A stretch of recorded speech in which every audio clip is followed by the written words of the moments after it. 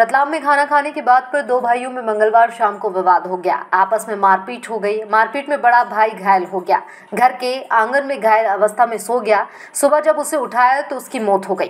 परिजनों ने पुलिस को सूचना दी। पुलिस मौके पर पहुंची। पंचनामा बनाकर शव पीएम के लिए रतलाम मेडिकल कॉलेज भेजा गया। वही घटना रतलाम जिले के रावटी थाना क्षेत्र अंतर्गत ग्राम पंचायत उमर गांव के दर्जनपाड़ा गांव की है।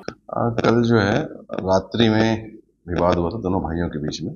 खाना खाने को लेकर जो विवाद हुआ था इसमें आपस में इनके बीच में वाद विवाद हुआ और सवेरे जो है इसके भाई की मृत्यु हो गई, जिसमें प्रकरण पंजीबद्ध किया गया है थाना रावटी में और आरोपी को अभिरक्षा में लिया गया है।